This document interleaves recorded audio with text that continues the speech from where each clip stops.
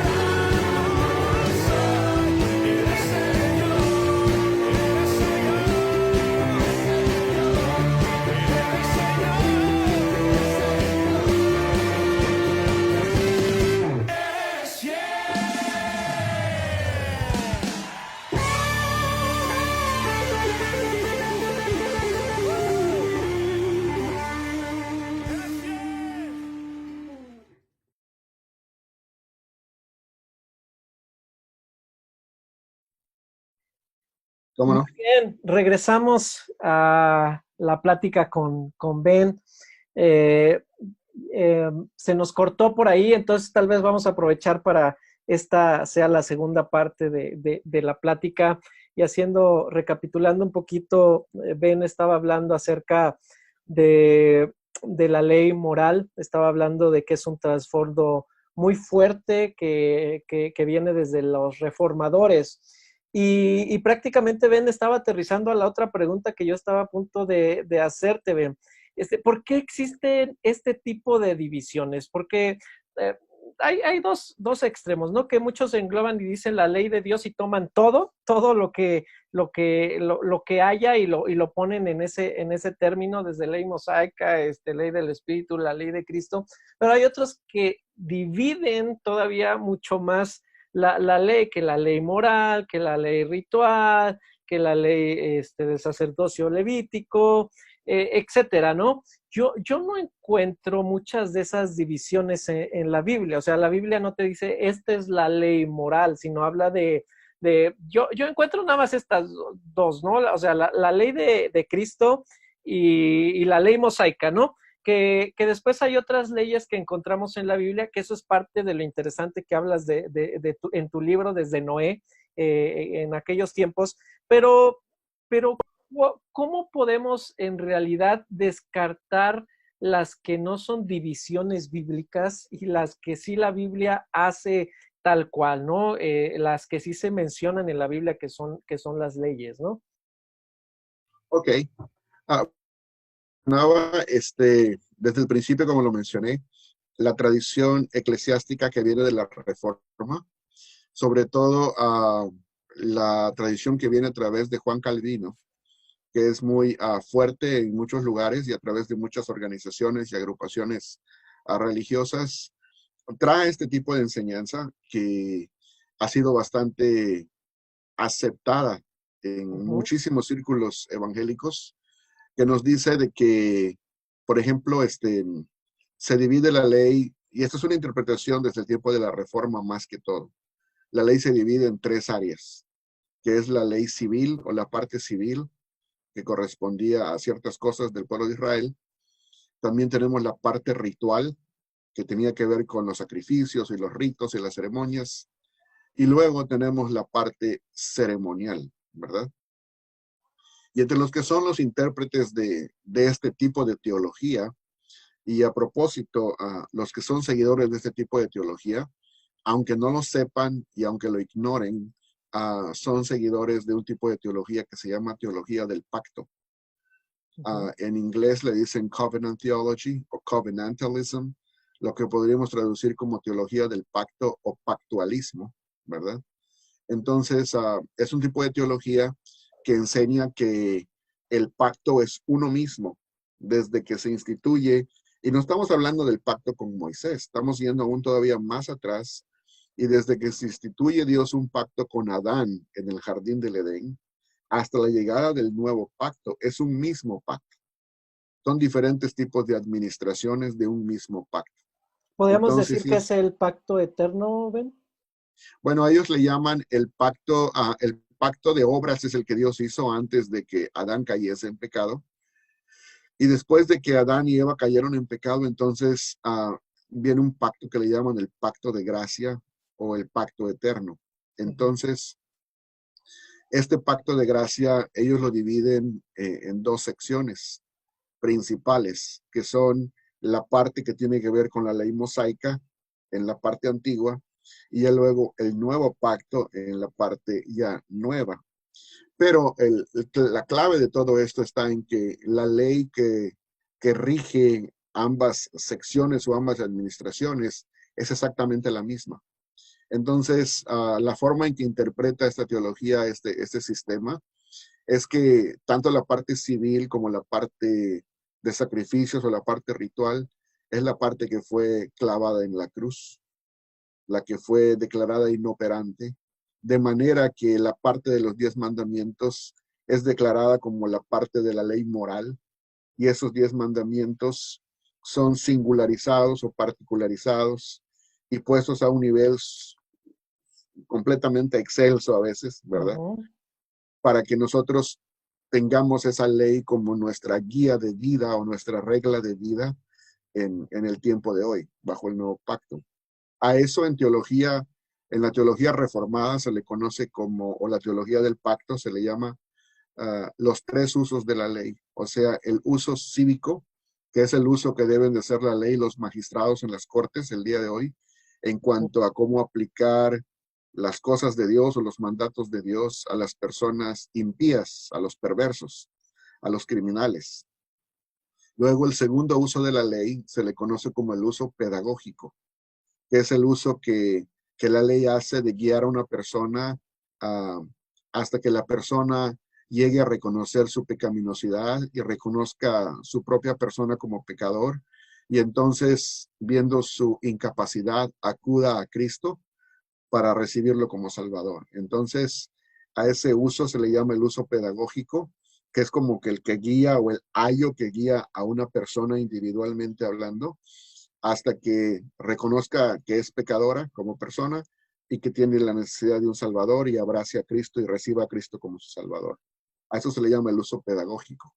Y el tercer uso de la ley es del que estamos hablando, y los reformadores le llamaban el uso didáctico de la ley, que es utilizar los 10 mandamientos como una guía o norma o regla de vida para el creyente. Ya no estamos hablando ni de perversos, ni de criminales, ni de, como los anteriores en el uso político o civil, no estamos hablando de pecadores que están siendo guiados hacia la conversión a Cristo en el uso pedagógico. Ahora estamos hablando del uso didáctico, que es una regla o norma de vida para aquellos que ya son creyentes. Entonces, de esa manera, dividieron la ley en 3 segmentos.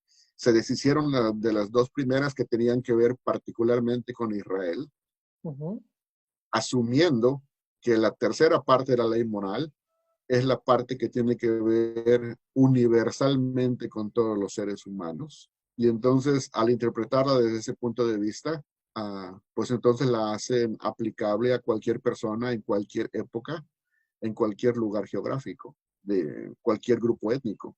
Pero no se dan cuenta que aún los 10 mandamientos tienen su contexto en el antiguo pacto, dentro de lo que es el pueblo de Israel, y no podemos sacar eso de su contexto. Claro, Entonces, y la más notable, el más notable mandamiento es el día de reposo, ¿no? Que también tiene su sí, contexto con el pueblo de Israel y forma parte de esos claro. 10 mandamientos morales. Entonces, la gente que nada más escucha, digamos, el sermón de la predicación dado por el pastor en cualquier día en que se reúnan y que les van enseñando, bueno, esta es la regla de vida que deben de seguir, y escuchan los mandamientos. Y pues la gente dice, pues suena bien, me parece bien, no debo de matar, no debo adulterar, no me debo meter con la gente ajena, debo de respetar, en fin, como que establece un tipo de conducta, por así decirlo, pues universal para las personas. Pero la realidad es que esos 10 mandamientos eran una ley, por así decirlo, hecha a la medida del pueblo de Israel, y no ocupa que rija todos los casos en que una persona del nuevo pacto se pueda encontrar hoy. Entonces, por ejemplo, habla de lo que es codiciar, y menciona varios ejemplos, ¿verdad? Pero todos tienen que ver con el pueblo de Israel, dentro del contexto del pueblo de Israel. Y hasta menciona tanto tú como el extranjero que habita dentro de tus puertas, ¿verdad? No sé cómo es que interpretarían el día de hoy bajo el nuevo pacto una frase como esa, ¿verdad? Porque se está refiriendo a personas que habitan dentro del pueblo de Israel de una manera muy específica, que son considerados como diferentes personas con diferentes obligaciones y que no tienen la misma responsabilidad que el resto de los israelitas, ¿verdad? Dentro del antiguo pacto.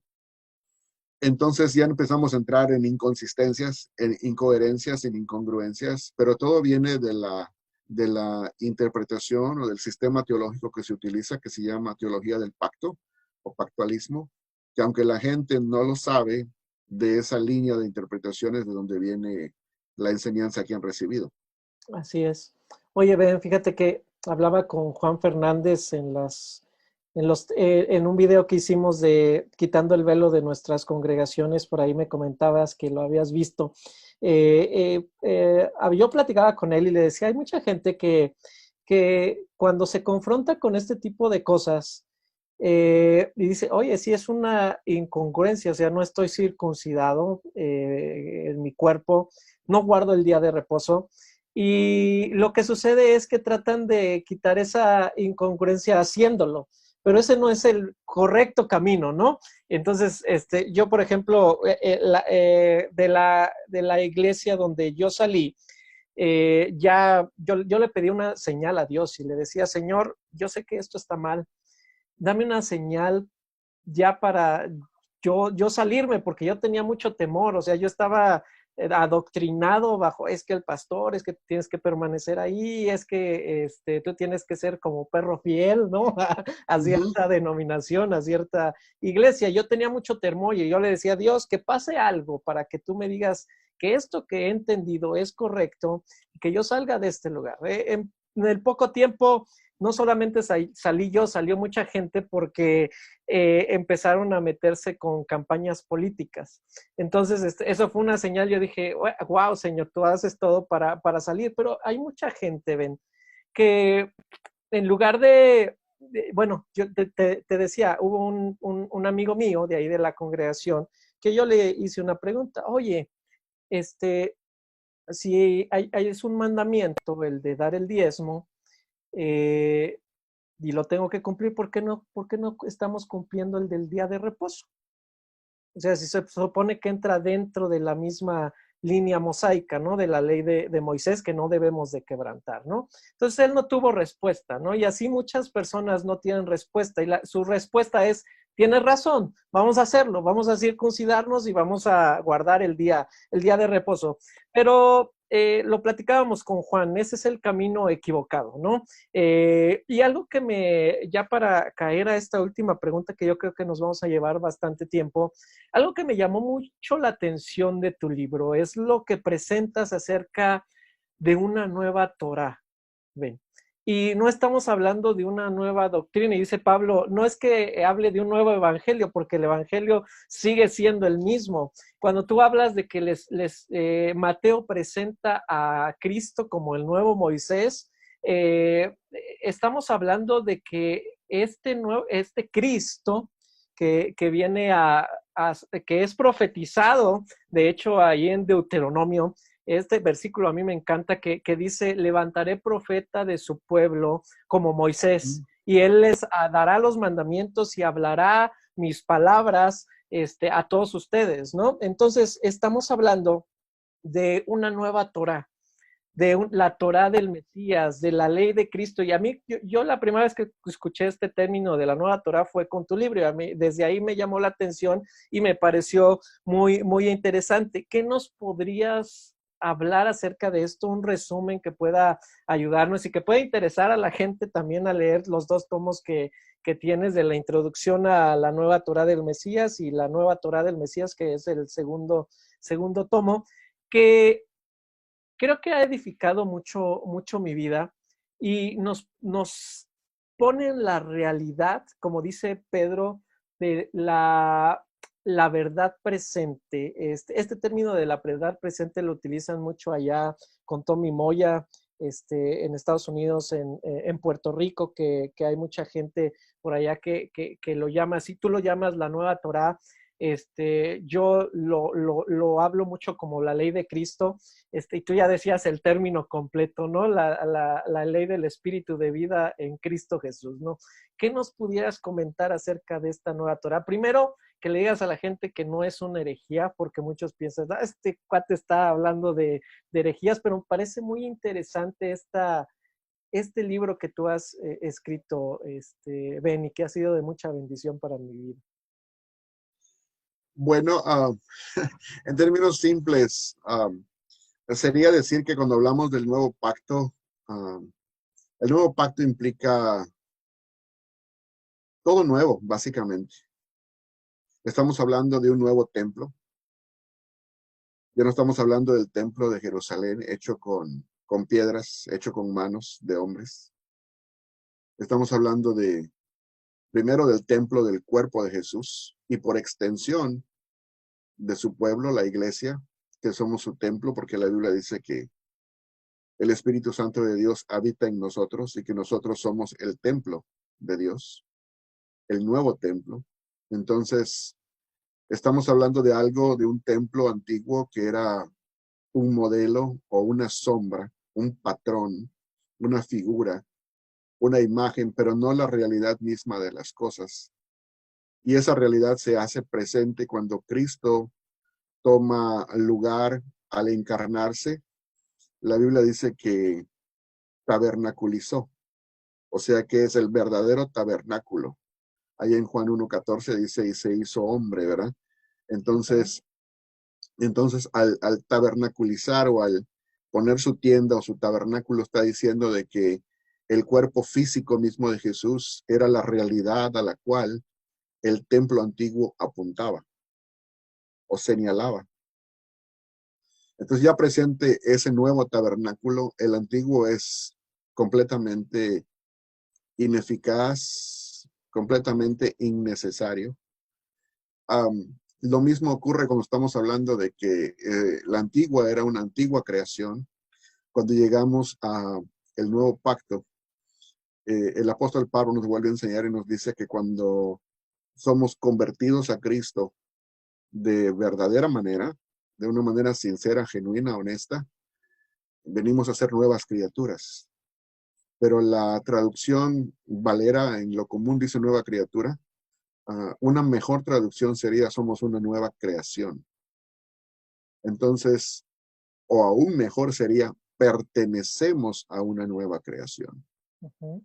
Si somos una nueva creación es porque pertenecemos a una nueva creación.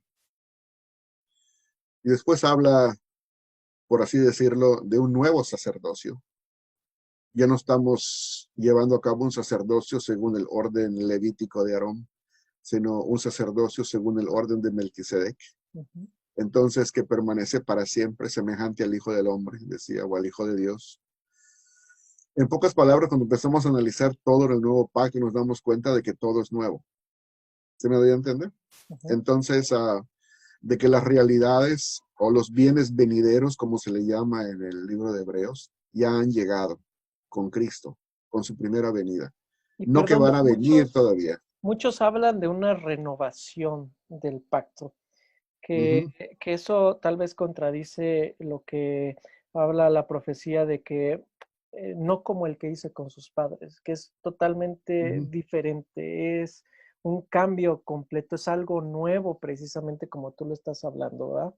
Sí, entonces los que pugnan o proponen un pacto renovado, lo hacen teológicamente hablando para poder mantener esa línea de interpretación que te mencioné hace un rato, que se llama la teología del pacto, en donde la ley de Dios básicamente sigue una línea aplanada y no tiene fin. Entonces, al no tener fin, lo que significa es que la misma ley que existía en el antiguo pacto ahora es transferida al nuevo pacto.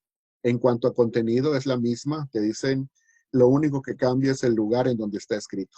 Antes estaba escrito en 2 tablas de piedra, ahora va a estar escrita pues en tu corazón, ¿verdad? Y los Ujú. que van todavía más allá y son, digamos, más judaizantes todavía, te van a decir, no solamente son los 10 mandamientos, sino no son los 613 preceptos, que en lugar de estar escritos en las tablas, ahora van a estar, Ujú. o en el libro, van a estar escritos en tu corazón, ¿verdad? Entonces, pero el fundamento teológico siempre sigue siendo el Que mismo. perdón, Ahora, un chiste ahí que yo no sé cómo le van a hacer para casarse con una mujer judía, porque eso es parte de los 613 mandamientos. Van a tener que ahí conquistar a una, a una israelita, ¿no? sí, ahora, el punto es el siguiente.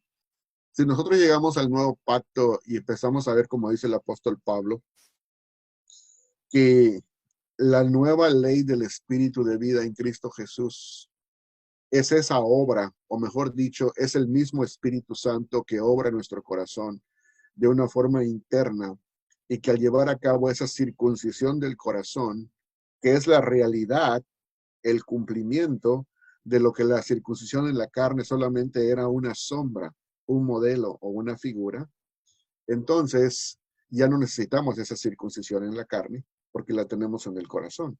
Ujú. Entonces, pues así como no necesitamos la circuncisión en la carne, porque estamos hablando de una circuncisión espiritual, de la misma manera no necesitamos de un templo físico, porque tenemos un templo espiritual.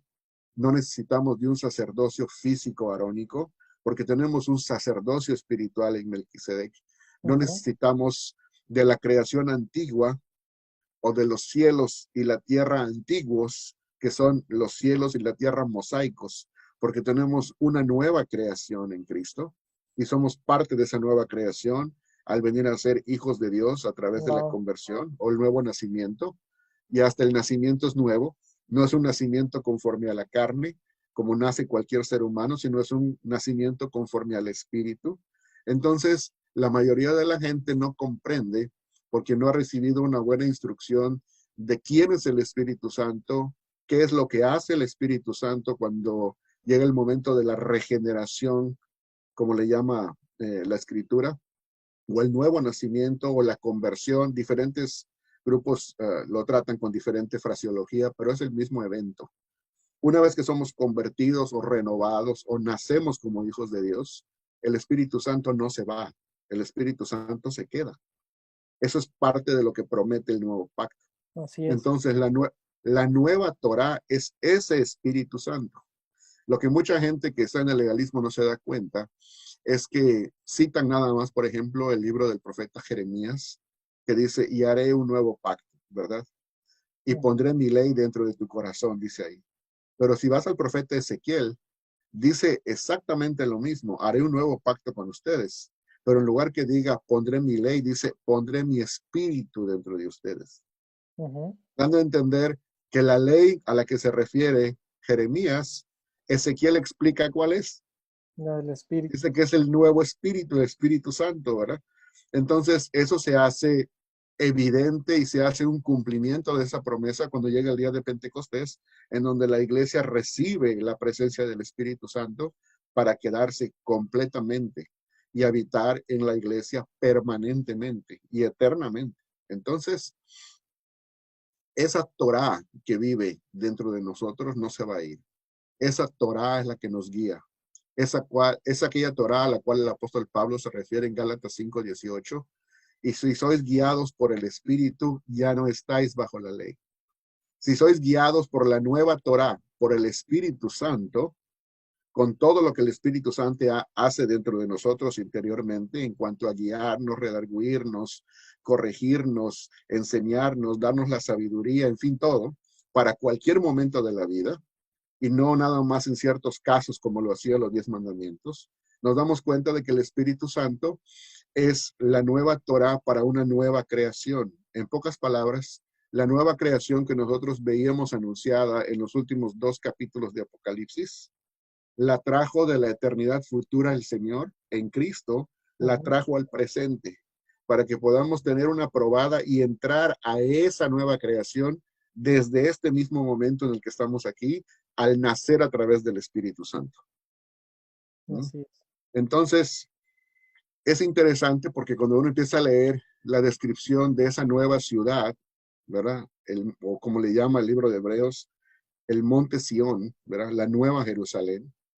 Entonces, en el libro de Apocalipsis dice, y no había necesidad de sol ni de luna, porque el Cordero era su lumbrera, así dice, ¿no? Ujú. Entonces, cuando se refiere al sol y la luna, no había necesidad de sol y luna. Mucha gente piensa, pues no va a haber necesidad ni de sol físico ni de luna física, pero no está hablando de cosas físicas. Cuando dice no habrá necesidad de sol y de luna, está hablando, no necesitamos, es una forma de hablar de los dos testigos, el sol y la luna, pero es una forma figurativa de hablar de la ley mosaica. No necesitamos el sistema de la antigua creación, el sol y la luna antiguos, que son los que daban la luz al pueblo para caminar. Necesitamos ahora al Cordero, que es el que ilumina la ciudad, y la ciudad no tiene necesidad ya ni de sol ni de luna, porque el Cordero es su lumbrera. Entonces, si el Espíritu Santo vive en nosotros y Cristo nos está iluminando día a día, momento a momento, todos los días de nuestra vida, entonces no hay necesidad de que tengamos una Torah externa que se ubique nada más en 10 mandamientos, que ni siquiera abarcan todos los casos posibles que pueden ocurrir en la vida de uno. Entonces, uh, yo te quiero preguntar si hemos entrado a una nueva creación y vivimos en una eternidad, porque aunque muramos físicamente, si aplicamos las palabras directas de Jesús cuando dice, el que crea en mí, aunque muera o aunque esté muerto, vivirá. Quiere decir que ya pasamos a una eternidad. Desde que estamos en Cristo, entramos a la vida eterna. Lo creo. Y entramos a una vida para no morir jamás, ¿verdad? Entonces, aunque pasemos por el proceso del fallecimiento físico, para Dios todavía seguimos vivos, resucitamos y continuamos con nuestra existencia. Así es. Entonces, significa que ya estamos en una nueva creación, no física, pero sí espiritual. Entonces, si ya vivimos en la eternidad, como quien dice, espiritualmente hablando, que es como el apóstol Pablo nos presenta en Efesios 2, cuando dice que hemos sido resucitados con Cristo y que nos ha hecho sentar en lugares celestiales con Cristo. Entonces, si vivimos en el cielo espiritualmente hablando, en el cielo no hay necesidad de una ley mosaica. En la eternidad no hay necesidad de la ley mosaica.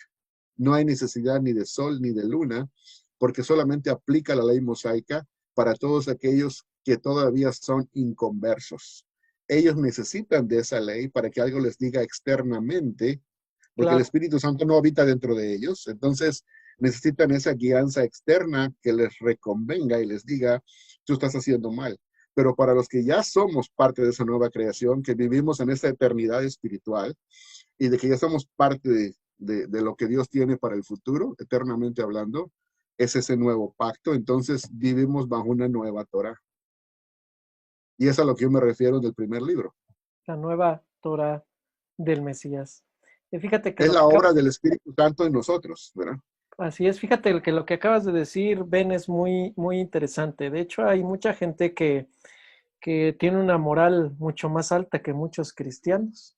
Sí. Viven más moralmente que muchos cristianos evangélicos, que bautistas, pentecosteses. Tú los ves allá afuera y tú dices, wow, tienen vidas impecables, morales, ¿no? Por así decirlo, ¿no? Y creo que este nuevo concepto que encontré en tu libro, que no es nuevo, vaya, desde la eternidad, como tú lo has mencionado, Dios ya lo había planificado y ya Dios lo había dicho a través de la Torá y de los profetas. Esta frase de la nueva Torá del Mesías, yo creo que es un parteaguas para que podamos entender un estilo de vida distinto, un estilo de vida espiritual, con nuevas reglas, con nuevas normas, que como tú bien dices, no es que ya no tengamos nosotros normas o reglas, sino al contrario, creo que esas normas las podemos experimentar de una manera más cercana porque el mismo dador de su ley vive y habita dentro de nosotros. Ben, nada más para complementar. Por ahí tú haces una comparación del Pentateuco, de Génesis, Éxodo, Levítico, Números, Deuteronomio, con Mateo, Marcos, Lucas y Juan. Y citas unas frases ahí en tu libro que se parecen mucho entre ambas, ¿no? Génesis con Mateo, Marcos con Éxodo, etcétera, ¿no? Y a mí me pareció muy, muy interesante toda esa analogía o esas sombras que tú representas y cómo haces esa comparación o ese cruce entre la Torá y la nueva Torá. No sé, ¿dónde aprendiste eso? ¿Quién te lo enseñó? El estudio que tú hiciste de la palabra, ¿cómo nació esa luz para hacer ese tipo de comparaciones y esas conjeturas que te fueron llevando a hacer las primeras partes de tu libro, esa diferenciación y esas sombras que tú explicas ahí en tu libro? No sé, con esto tal vez podamos terminar. Bien. Sí, bueno, gracias por la pregunta. Una pregunta muy interesante. No me había puesto a pensar en eso, pero si lo tuviera que pensar y decírtelo, pues sería, todo se basa en la epístola a los hebreos.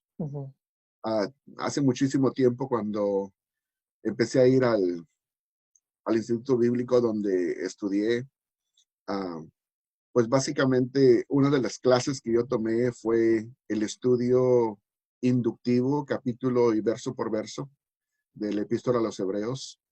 Y hubo un libro que a mí me ayudó mucho, que es la Epístola a los Hebreos, escrito por un erudito evangélico muy renombrado que se llama F.F. Bruce, ¿verdad?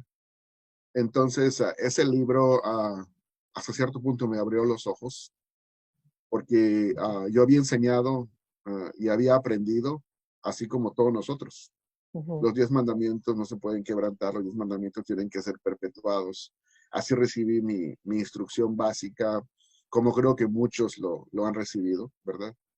Pero cuando empecé a estudiar el libro de F.F. Bruce, que me iba explicando paso a paso la epístola a los Hebreos, hay una parte en los Hebreos que dice la ley teniendo o siendo la imagen o sombra de los bienes venideros, pero no teniendo la verdadera realidad o substancia de las cosas mismas.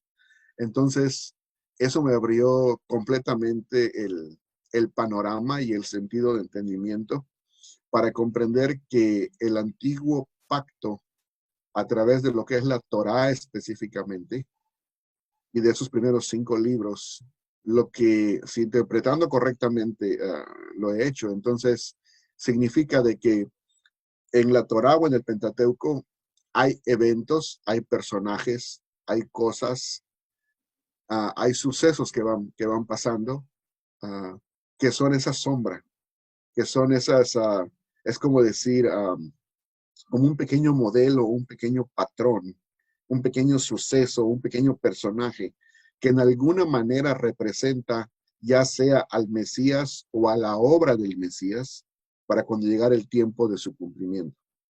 Es como una promesa a través de una figura, de un símbolo. Entonces, cuando empecé a analizar los libros mismos, me di cuenta de que tenía esa correspondencia con los libros que nosotros tenemos en los evangelios. Es como decir, bueno, el primero que noté fue cuando nosotros leemos, por ejemplo, Génesis 1:1, que dice, en el principio creó Dios los cielos y la tierra, ¿verdad? Y Ujú. luego llegamos a Juan, capítulo 1, verso 1, Sí, donde ese está dice, buenísimo. en el principio era el verbo y el verbo era con Dios y el verbo era Dios. Entonces nos retrotraemos en el tiempo. Es como que esos primeros versículos de Juan fueran un comentario judío, midrásico, o sea, a la manera de sermón significa, o de prédica, de lo que Génesis 1:1 fue. ¿Y quién estaba presente en ese Génesis 1:1, verdad? Ujú. Entonces, ese tipo de correspondencias, cuando empiezas a utilizar el lente del nuevo pacto que te enseña la epístola a los hebreos, entonces empiezas a ver y a vislumbrar esas conexiones. Porque dices, ¿dónde hay una figura? ¿Dónde hay una sombra? ¿Dónde hay una imagen de lo que va a ser el Mesías o su obra cuando llegue el tiempo en que aparezca? Entonces, obviamente hubieron otros libros que me ayudaron, ¿verdad? Tanto en inglés como en español, a lo largo de muchos años, porque lo que he escrito ya a partir de hace unos 4 o 5 años es el reflejo y la reflexión de aproximadamente unos 25 años de lectura bíblica, ¿verdad? Ujú. Wow. De estudio bíblico. Entonces, no es una cosa que apareció así de la noche a la mañana, es ir atando cabos de alguien que dijo algo acá y otra persona que dijo allá y otra persona que dijo allá a través de ese lente. Pero creo que lo más importante de todo en cuanto a esto es entender este principio interpretativo, que es el nuevo pacto, es el lente a través del cual se debe de leer el antiguo y no al revés. Así es. Entonces, todos aquellos que perpetúan la ley hacia el nuevo pacto, ya sea solo los 10 mandamientos o ya sea los 613 mandamientos, utilizan el mismo lente interpretativo, que es el antiguo pacto es el que interpreta el nuevo. Pero en lo que es conocido hoy día como, podríamos decirlo ahora ya tiene un nombre este sistema teológico, Y quería ponerte este libro aquí para que mires. Es un libro Ujú. pequeño, sencillo, no es grueso, es bien delgadito, pero se llama ¿Qué es la teología del nuevo pacto? Una introducción, por un autor que se llama Blake White, ¿verdad? Se escribe Blake White, ¿verdad? Entonces, es un libro que establece ciertas pautas interpretativas, que son las pautas que en mi estudio bíblico he llegado a ellas, y con el paso del tiempo me encuentro a un teólogo como de este calibre y de esta manera de enseñanza, que digo, no soy el único al cual Dios lleva en este camino, y nos vamos encontrando uno con otro, como que no sabíamos que el otro existía, ¿verdad? Sí, Entonces, sí, sí. Yo doy ahí gracias a Dios aparece. por sus vidas, por las vidas de todos ustedes. Gracias a Dios por la vida de todos los que Él está, por así decirlo, haciéndonos despertar, ¿verdad? Entonces, Yo en podría lugar de decir, utilizar, ven, sacándonos de las sombras, así ¿verdad? es, O sea, así es, que parte del propósito de estos videos es sacar de las sombras a la gente y que pueda entrar en la luz admirable y quitar ese velo todavía que tiene la gente cuando lee la Torá, cuando lee el Tanakh, y podamos así es. reflexionar. Fíjate que yo pongo un ejemplo muy sencillo con la gente de mi iglesia y no voy a tardar mucho porque la entrevista es para ti. Cuando empezamos a leer, por ejemplo, Torre fuerte es el nombre del Señor, a él correrá el justo y será levantado, ¿no? Y bajo lo que nos acabas de compartir, lo que he entendido, tenemos que visualizar ese versículo bajo la luz del nuevo pacto. Yo les digo a la gente, bueno, si leemos esto, nos quedamos cortos, porque ahora bajo el nuevo pacto podemos decir, Torre fuerte es el nombre del Señor, a él correrá el justo y el injusto, porque ahora el Ujú, injusto también puede correr a los brazos del Señor ujú, y ser levantado. Entonces hay una luz maravillosa, hay una correcta interpretación y podemos ver ahora, desde el punto de vista del nuevo pacto, podemos ver este, ujú. el antiguo pacto. Sí, ese Perdón, lente es muy importante. te Ese interrumpí. lente es muy importante y acertaste en lo que acabas de decir, o sea que Cristo viene a ser esa torre fuerte y Él abre los brazos a todo aquel que viene corriendo hacia Él. Si interpretamos correctamente el Evangelio, dice, los que a mí vienen, yo no los echo fuera. Así es.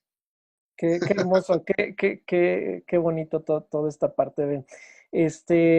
Ben, ¿dónde podemos encontrar tu libro? ¿Dónde lo pueden descargar? ¿Cómo Bueno, puede ser la gente que está viendo para que se interese más en este tema? una, una manera muy sencilla de hacerlo es yendo a la página web de nuestro hermano Juan Fernández. Ujú, Ah, Se llama Ministerio Luz a las Naciones. ujú, Eh, Nada más poner www.ministerioluzalasnaciones.com y luego accesar la parte donde dice recursos ujú. y después de eso ir a la parte que dice libros de otros ministerios, porque él tiene libros que son suyos, de Juan Fernández, y los libros de otros ministerios, ahí están los dos libros que son míos. Él ha tenido la bondad de ponerlos ahí y ahí Genial. fácilmente los puede descargar. Ajá. Genial. Ben, muchas gracias. Yo espero que no sea la última vez que platiquemos. De hecho, me gustaría hacerte más preguntas y algunas otras Claro que sí. invitaciones para que estés con nosotros en otra faceta de la iglesia. Ahorita esto se va a transmitir a toda la congregación. Igual después platicamos de algún otro material que podamos estar viendo contigo. Y de verdad es un gusto enorme, es una bendición que Dios me permita conocer gente como tú, gente como Juan, que yo sé que ustedes son amigos y también vean sus videos de Juan y de Ben, que se llama Café entre amigos, ya van Es, en la sexta o en la quinta o en cuál van. bueno, el propósito del café entre amigos es que cada domingo aparezca un Ah, ok, nuevo podcast, por así decirlo, un nuevo video. Este domingo que viene aparece el número 5. muy bien. Guau, qué bueno, no nos lo vamos a perder porque me gusta mucho salir edificado con ustedes. Y Ben, te mando un abrazo hasta allá donde están. Son 2 horas de distancia. Aquí ya son las 3:30, ya son la 1:30 más o menos donde tú te Uh -huh. encuentras. Yo ya tengo más hambre que tú, entonces ya vamos hacer el Ya apremia más, ¿verdad? sí, sí, sí.